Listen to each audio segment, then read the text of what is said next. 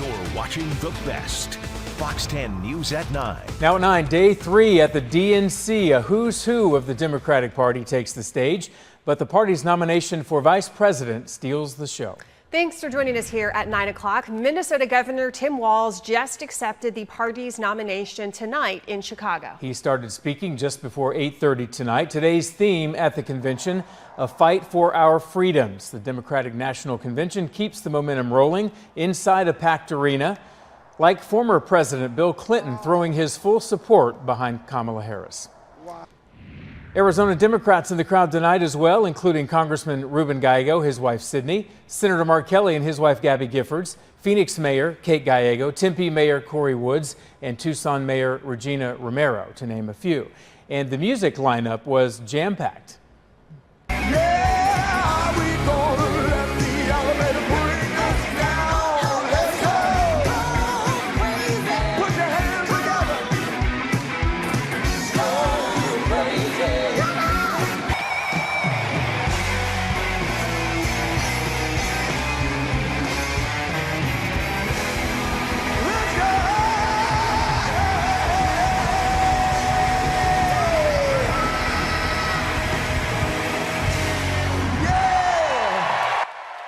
That was John Legend and Sheila E. playing a Prince song, an introduction, of course, of Governor Walz from the state of Minnesota. Stevie Wonder also performed. He sang his 1972 hit, Higher Ground.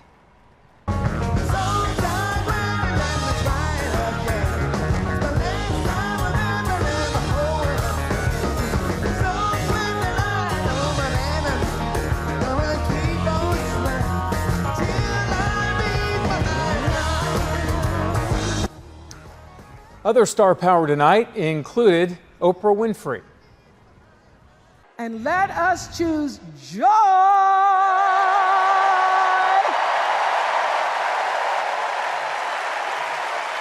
because that's the best of America. But more than anything else, let us choose freedom. Why? Because that's the best of America. We're all Americans, and together, let's all choose Kamala Harris.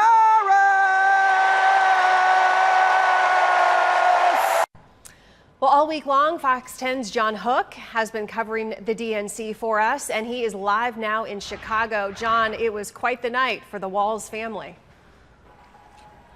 Yeah, it was, Ellen, but I have to be honest. Tonight was not last night.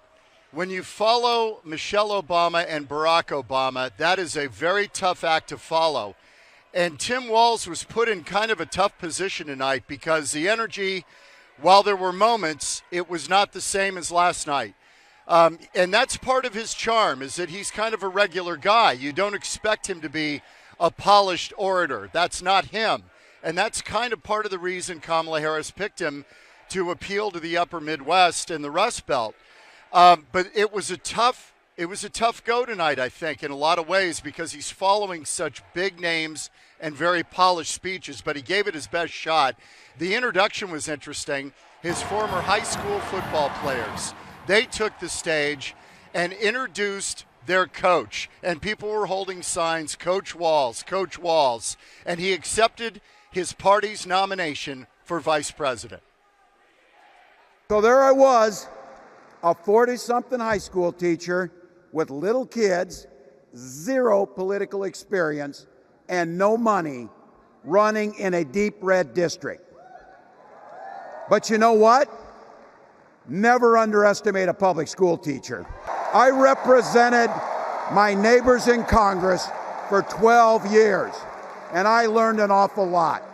I learned how to work across the aisle on issues like growing the rural economies and taking care of veterans.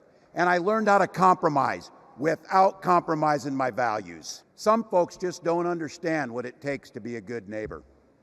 Take Donald Trump and J.D. Vance. Their Project 2025 will make things much, much harder for people who are just trying to live their lives. They spent a lot of time pretending they know nothing about this. It's the fourth quarter. We're down a field goal, but we're on offense and we've got the ball. We're driving down the field. And boy, do we have the right team. Kamala Harris is tough. Kamala Harris is experienced, and Kamala Harris is ready. Tim Walz tonight. More about him in a moment, but Bill Clinton, the former president, he first started speaking at these conventions back in 1976. He is now 78 years old. By the way, the same age as Donald Trump. He's just a couple of months younger. It's hard to believe. He spoke tonight and said that Kamala Harris is the person to run the country. What does her opponent do with his voice? He mostly talks about himself, right? So the next time you hear him, don't count the lies. Count the eyes.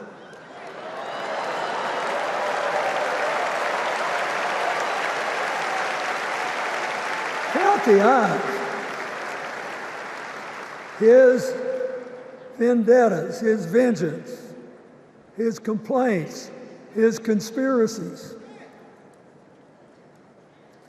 He's like one of those tenors opening up before he walks out on stage, like I did, trying to get his lungs open by singing me, me, me, me, me, me.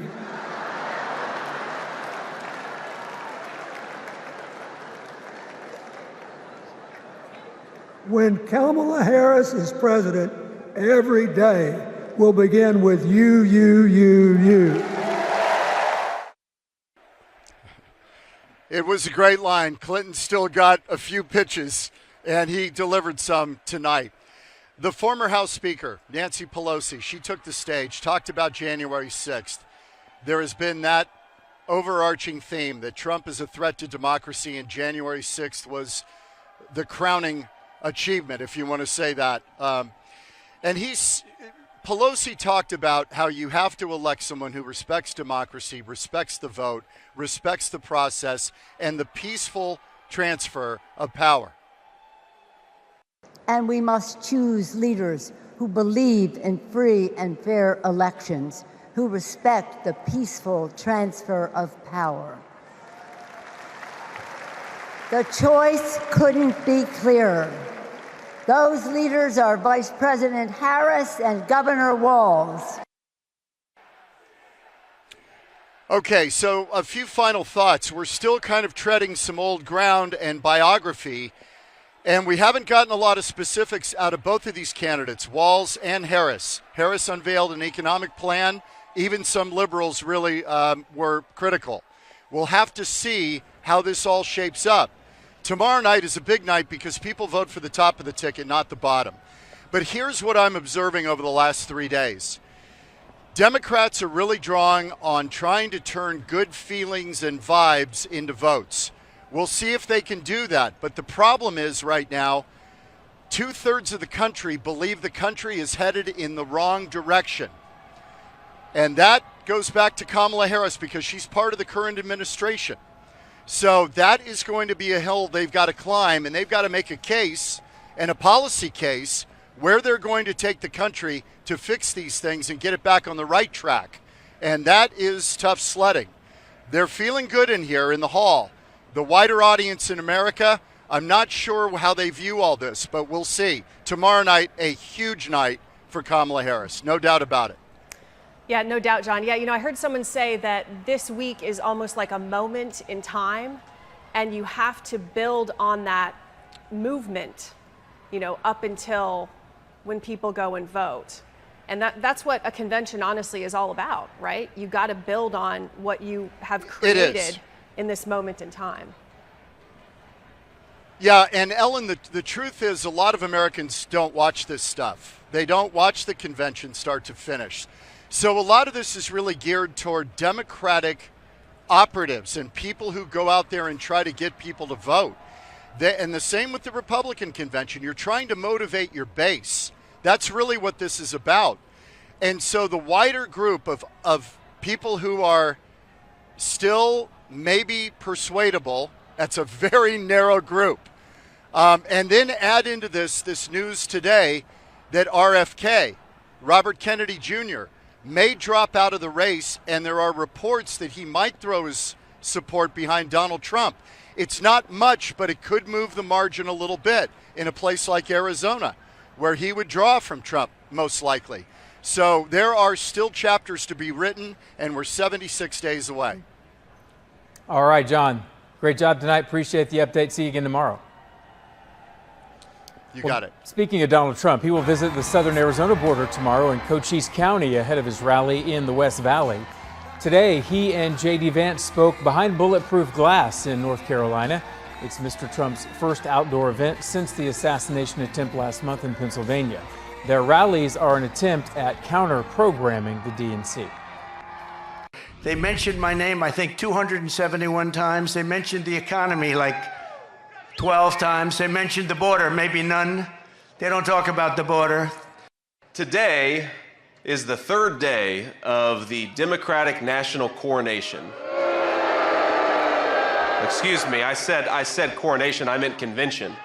Sorry for the confusion, but you know, conventions normally are about nominating people who actually win elections. Trump will be holding a rally on Friday in Glendale. It is happening at Desert Diamond Arena, where Vice President Kamala Harris and Tim Walz recently spoke to a crowd of about 15,000 people. Doors will open at 11 a.m. on Friday, and Trump is set to speak at 4 p.m. The rally is being put on by Turning Point USA. Its founder, Charlie Kirk, is among the speakers, as well as Tyler Boyer, the chief operating officer for Turning Point Action. He is also one of Arizona's 11 indicted fake electors. Other speakers include Republican U.S. Senate nominee Carrie Lake and Pinal County Sheriff Mark Lamb, who lost the Senate primary to Lake.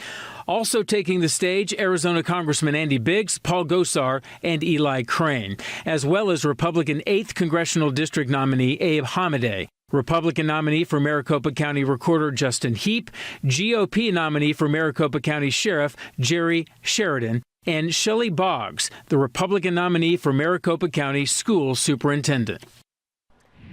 Stay with Fox 10 for the final day of the DNC tomorrow night, when Vice President Harris will accept the nomination. John Hook will have more live coverage from Chicago. Still ahead at 9, Robert F. Kennedy Jr. is expected to make a big announcement in Phoenix on Friday, and we have some hints ahead of time. But first, a Valley foster father is accused of abusing the children in his care, and he just posted bond.